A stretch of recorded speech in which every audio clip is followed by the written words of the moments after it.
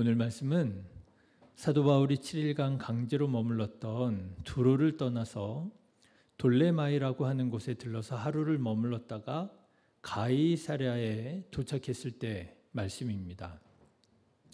가이사랴는 예루살렘의 외항입니다. 사실상 예루살렘 지경에 이제 도착했다 할 수 있겠습니다. 그런데 이상하지요? 그토록 예루살렘행을 서둘렀던 사도 바울이 가이사랴에서 또 지체를 하는 거예요. 10절 말씀을 한번 보십시오. 여러 날 머물러 있더니 아가보라 하는 한 선지자가 유대로부터 내려와, 그러지 않습니까? 여러 날 머물러 있더라고 하는 것입니다. 여러분, 왜 사도 바울은 이제 예루살렘에 다 왔는데 가이사랴에서 이렇게 여러 날 머물며 지체했던 것일까요? 학자들은 사도 바울의 건강이 쇠약해졌기 때문에 몸을 추스릴 시간이 필요했을 거다 이렇게 추측하기도 하고, 또는 급히 서둘러 와서 가이사랴에 도착했을 때에는 이미 충분한 여유가 있었을 것이다. 이제 그렇게 서두를 필요가 없었을 것이다. 이런 식으로 설명하기도 합니다. 그런데 저는요, 사도 바울을 둘러싼 모든 사람들이 사도 바울의 예루살렘 행을 간곡하게 만류하는 바람에 가이사랴에서 지체되지 않았을까 이렇게 생각해 봅니다. 여러분 12절 말씀을 한번 보십시오. 우리가 그 말을 듣고 그곳 사람들과 더불어 바울에게 예루살렘으로 올라가지 말라 권하니, 그렇게 되어 있잖아요. 우리가, 여기에서 말하는 우리가 누구예요? 이 자리에 있는 거의 모든 사람들을 의미할 것입니다. 우리가 바울에게 예루살렘으로 올라가지 말라 권했다라고 하는 거예요. 오늘 말씀을 더 보시면은요, 이 사람들이 얼마나 사도 바울에게 간곡하게 만류했던지 눈물로 권면했다 합니다. 13절 말씀을 한번 보십시오. 바울이 대답하되 여러분이 어찌하여 울어 내 마음을 상하게 하느냐. 나는 주 예수의 이름을 위하여 결박당할 뿐 아니라 예루살렘에서 죽을 것도 각오하였노라. 여러분이가 누구예요? 이 자리에 있는 거의 모든 사람들, 우리를 말하는 거 아니겠습니까? 여러분이 어찌하여 울면서 권면한 거예요. 제발, 사도 바울 선생님, 제발 예루살렘에 가지 마십시오. 얼마나 간곡하게 만류했던지 사도 바울의 마음이 상할 정도로, 내 마음을 상하게 하느냐, 사도 바울의 마음이 상할 정도로 그렇게 권면을 했다는 거예요. 여기에서 내 마음을 상하게 하느냐라고 하는 말, 리프톤 테스라고 하는 말은요, 두들겨 깨뜨린다라는 말이래요. 얼마나 눈물로 권면했던지 사도 바울의 마음이 깨어질 정도로, 무너질 정도로. 여러분, 우리의 마음이 정말 너무너무 슬프고 안타까울 때 이렇게 깨어지는 것 같은 경험이 있지 않습니까? 사도 바울의 마음이 그랬던 모양이에요. 그러니까 그런 거죠. 바울은 바울대로 사람들에게 상처를 주고 싶지 않아서 설득을 하는 거예요. 아니야, 이게 주님께서 가시는 길이, 원하시는 길이야. 나 예루살렘 가야 돼. 그런가 하면 또 반면에 사람들은 사람들대로 바울의 마음과 뜻을 돌이키려고 설득을 하는 거예요. 아닙니다. 선생님이 지금 교회를 위해서 할 일이 얼마나 많이 있습니까? 그런데 왜 굳이 고난이 기다린다고 하는 예루살렘으로 가시려고 합니까? 가지 마십시오. 그러니까 서로 간에 지금 설득을 하는 그런 상황이 아니었겠어요? 그러다 보니까 가이사랴에서 이제 예루살렘에 다 왔는데 가이사랴에서 지체가 되었던 것이 아니겠느냐라고 하는 거예요. 자, 그런데 여러분, 저는 오늘 말씀을 묵상하는 중에 바울에게 예루살렘으로 가지 말라고 권면하는 이 사람들이 보통 사람들이 아니구나 하는 것을 깨닫게 되었습니다. 여러분, 먼저 사도 바울이 가이사랴에 도착한 이래로 머물고 있었던 빌립 집사에 대해서 한번 생각해 보십시오. 여러분, 빌립 집사가 누굽니까?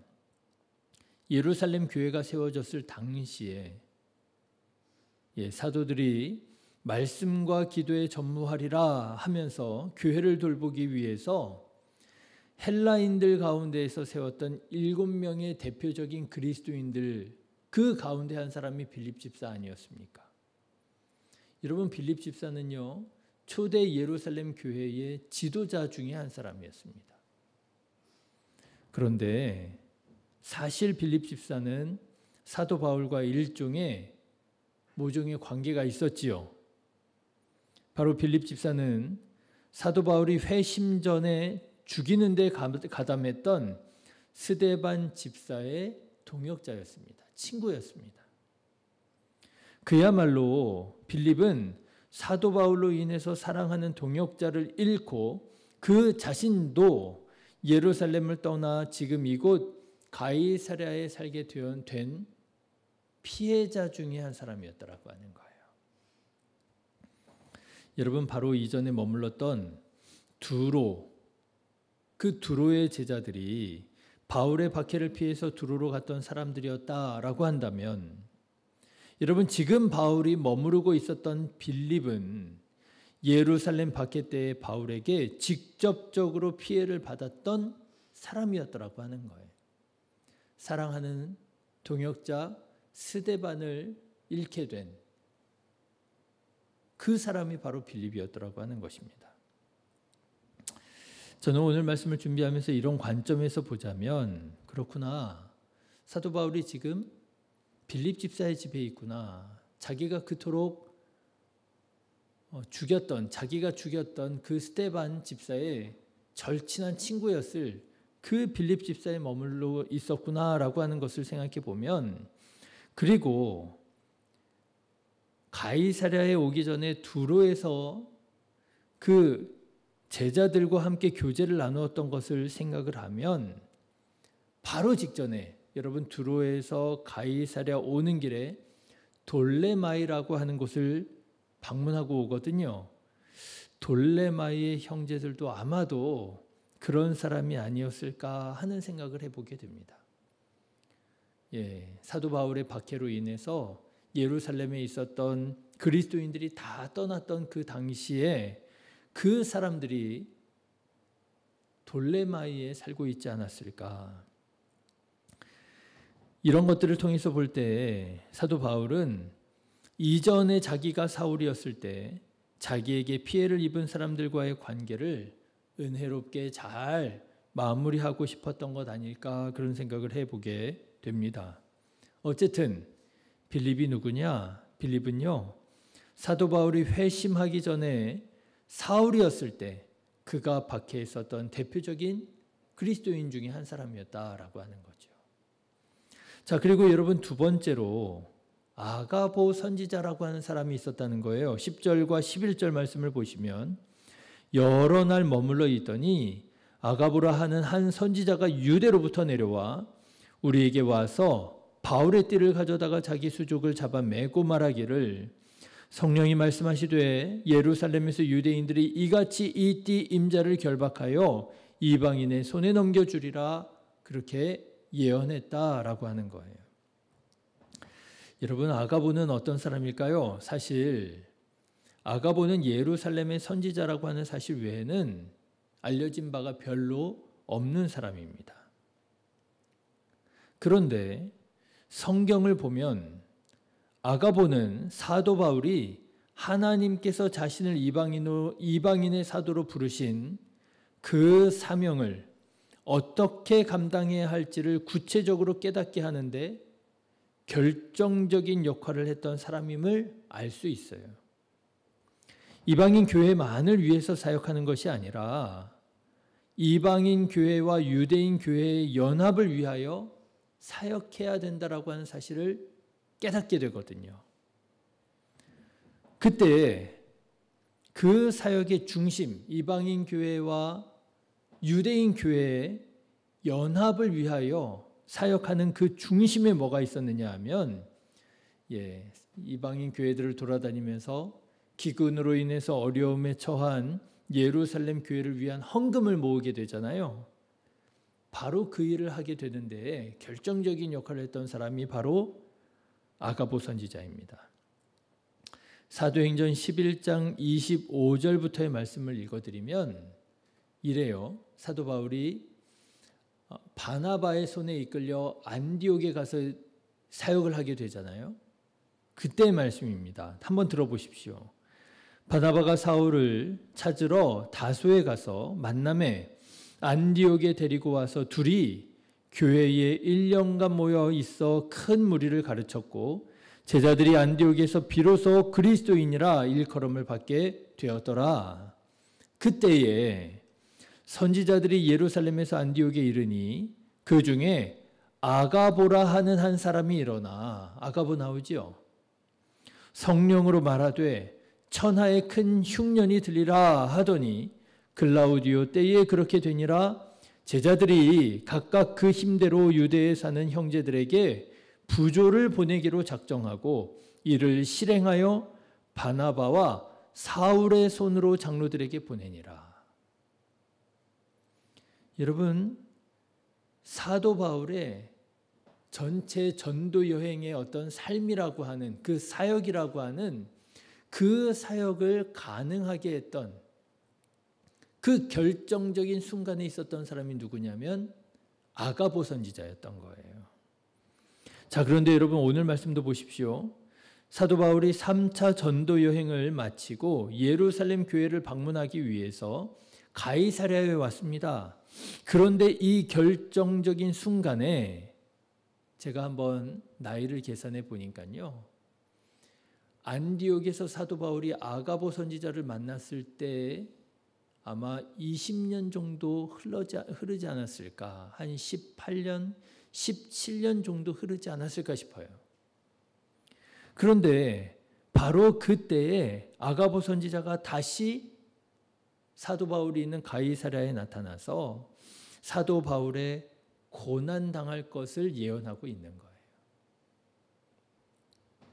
아가보 선지자는 어떤 사람입니까? 이렇게 사도 바울이 회심한 후에 이방인을 위한 사역의 처음과 마지막 순간에 결정적인 역할을 하고 있는 사람이더라라고 하는 거예요. 마지막으로 세 번째로 이방인 교회에 7 대표들이 이 자리에 있었을 것입니다. 20장 4절 말씀을 보시면 지금 사도 바울이 동행하고 있는 사람들이 이런 사람들이었다 하는 걸 알 수 있습니다. 아시아까지 함께 가는 자는 베레아 사람 브로의 아들 소바도와 데살로니가 사람 아리스타고와 세군도와 더베 사람 가이오와 및 디모데와 아시아 사람 두기고와 드로비모라. 여러분 지금 이 7명의 사람들이 사도 바울과 함께 동행해서 지금 가이사랴 여기까지 와 있는 거예요.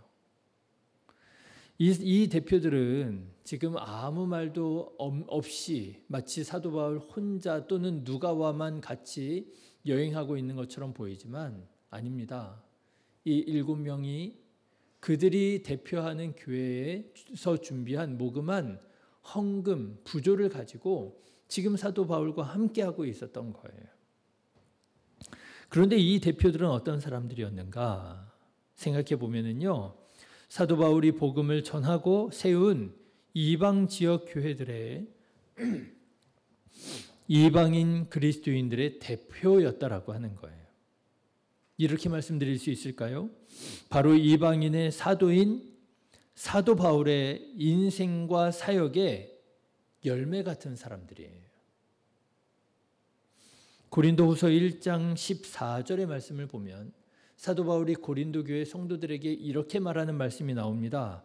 너희가 우리를 부분적으로 알았으나 우리 주 예수의 날에는 너희가 우리의 자랑이 되고 우리가 너희의 자랑이 되는 그것이라.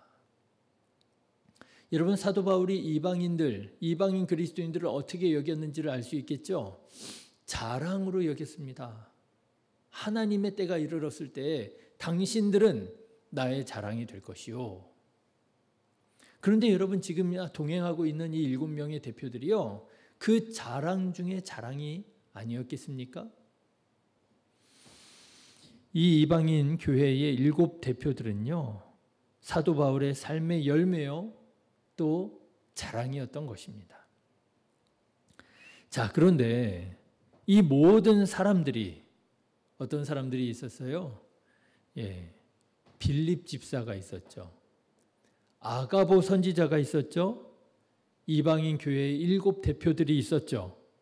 그런데 이 모든 사람들이 지금 사도 바울에게 뭐라고 권면하고 있는 거예요? 예루살렘에 가지 말라고 눈물로 간곡하게 권면하고 있었던 거예요. 우리가 사도 바울에게 권면했다 그랬잖아요. 사도 바울이 그랬잖아요. 너희가 울어 왜 나의 마음을 상하게 하느냐. 자, 여러분, 바울의 전 일생을 보여주는 이 사람들이 이 정도로 사도 바울을 권면하면 정말이지 예루살렘에 가면 안 될 것 같지 않습니까? 예루살렘에 고난이 기다리고 있다고 하는데 성령께서 아가보 선지자를 통해서 어떤 고난을 당하게 될지 이렇게 눈으로 선히 보여주시기까지 하시는데 그 교회의 지도자인 빌립 집사가, 선지자가, 교회의 7 대표들이 굳이 왜 거기 가려고 하십니까? 하실 일이 많습니다. 권면하는데 여러분, 이 정도 되면 안 가는 게 맞지 않나요? 그런데 성경 말씀을 보면 사도 바울은 그들의 모든 권면에 마음이 무너지면서도, 마음이 깨어지면서도 그들의 권면을 받아들이지 않고 예루살렘으로 가더라라고 하는 것입니다. 왜요? 사도 바울은 한 가지 이유를 말합니다. 주 예수의 이름을 전하기 위하여. 여러분 13절 말씀을 한번 보십시오. 바울이 대답하되 여러분이 어찌하여 울어 내 마음을 상하게 하느냐? 나는 주 예수의 이름을 위하여 결박당할 뿐 아니라 예루살렘에서 죽을 것도 각오하였노라. 주 예수의 이름을 위하여. 일전에 에베소 교회의 장로들에게는 이렇게 말한 바 있습니다. 20장 24절의 말씀을 보면 내가 달려갈 길과 주 예수께 받은 사명 곧 하나님의 은혜의 복음을 증언하는 일을 마치려 하면은 나의 생명조차 조금도 귀한 것으로 여기지 아니하노라. 그렇습니다, 여러분. 바울은 인간적으로는 마음이 무너져 내릴 듯 슬펐겠지만 이렇게 주님께서 그에게 맡겨주신 사명을 위하여 살아갔던 사람이라고 하는 거예요. 저는 오늘 말씀을 준비하면서 이전에 바울이 고린도에서 로마 교회에 써 보냈던 로마서의 한 말씀이 떠올랐습니다. 로마서 14장의 말씀인데요. 사도 바울이 로마 교회 성도들에게 이렇게 말합니다. 우리 중에 누구든지 자기를 위하여 사는 자가 없고 자기를 위하여 죽는 자도 없도다. 우리가 살아도 주를 위하여 살고 죽어도 주를 위하여 죽나니 그러므로 사나 죽으나 우리가 주의 것이로다. 여러분, 바울은 정말이지 편지에 쓴 글 그대로 살았던 사람이라고 하는 거예요. 그리고요, 여러분, 저는 이 가이사랴의 바울을 묵상하는 중에 겟세마네로 향하시는 예수님이 떠오르게 되었습니다. 여러분, 제자들이 얼마나 예수님을 만류했습니까? 예수님, 무슨 말씀이십니까? 십자가라니요? 죽으신다니요? 절대로 결단코 그런 일은 있어서는 안 됩니다. 제가 막을 겁니다. 엄청 말렸잖아요. 마태복음 16장에 보면 제자 중에 수제자라고 하는 베드로가 이렇게 말합니다. 예수를 붙들고 항변하여 이르되 주여 그리 마옵소서 이 일이 결코 주께 미치지 아니하리이다. 그럼에도 불구하고 예수님께서는 끝까지 십자가 향해 나아가셨잖아요. 그런데 오늘 말씀을 보니까 사도 바울의 모습이 꼭 예수님 같은 거예요. 그 그 인생에 있어서 너무나도 소중하고 귀한 사람들 모두가 사도 바울에게 왜 굳이 가려고 하느냐, 울면서 가지 말라고 만류하는데도 불구하고 끝까지 주님의 이름을 위하여 예루살렘으로 나아가는 모습이 마치 십자가를 향하여 나아가는 예수님의 모습과 같더라고 하는 거죠. 사실 올해 사순절을 시작하면서 한 가지 고민이 저에게 있었습니다. 사순절이라고 하면 의당 우리는 예수님의 삶을 묵상하게 되잖아요. 예수님의 말씀을 묵상하게 되고요. 예수님께서 걸으셨던 그 길을 묵상하게 되잖아요. 그런데 여러 가지로 판단해 볼 때 이번 사순절에는 하던 대로 사도 바울의 행적을 따라가는 길을 계속 전하는 것이 좋겠다라는 생각이 들었어요. 그러면서도 마음 한편으로는 다소 좀 부담이 있었습니다. 사순절에 예수님을 우리가 집중해야지 왜 사도 바울을 이렇게 우리가 나누고 있나. 그래서 저는 저 나름대로 고난 주간에는 예수님에 대해서 말씀을 잘 정리해서 한번 전해야 되겠다. 그런 생각을 하고 있었어요. 그런데 사도 바울의 행적을 따라가면서 보니까 사도 바울의 삶이야말로 정말 십자가의 길이었더라고요. 나를 따라오너라 예수님께서 말씀하셨잖아요. 사도 바울이 예수님을 따르는 바로 그 십자가의 길을 걷고 있었더라고요. 사랑하는 성도 여러분, 우리는 오늘 어떻게 살아가고 있습니까? 살기 위해 예수님을 믿고 있습니까? 아니면 예수님을 믿기 위해 살아가고 있습니까? 여러분, 어떻게 사는 삶이 정말 행복한 삶이겠습니까? 나의 생명을 위하여 사는 삶이 행복하겠습니까? 아니면 주님께서 나에게 맡겨주신 사명 위하여 살아가는 삶이 정말 행복한 삶이겠습니까? 저는 감히 말씀드리고 싶어요. 자기 생명을 위하여 사는 삶보다 예수님을 위하여 살아가는 삶, 사명을 감당하며 살아가는 삶이 더 행복하단 말이지요. 살아도 주를 위하여, 죽어도 주를 위하여, 사나 죽으나 주님을 위하여 살아가던 사도 바울, 여러분 바울의 삶이 불행했을까요? 고난이 기다리고 있다는 예루살렘으로 향하는 사도 바울이 불행했을까요? 슬펐을까요? 저는 그렇지 않았을 거라고 봐요. 분명한 사명감을 가지고 분명한 주님의 부르심을 향하여 나아가는 사도 바울은 행복했을 것입니다. 하나님께서 여러분에게는 어떤 사명을 맡겨주셨습니까? 여러분은 그 사명 지금 어떻게 감당하고 계십니까? 바라기는 사도 바울처럼 사명감으로 살아가는 저와 여러분 되시기를 주님의 이름으로 축원합니다. 그래서 후회 없는 삶, 정말 보람되고 가치 있는 행복한 삶을 살아가게 되시기를 주님의 이름으로 축원합니다. 기도하겠습니다.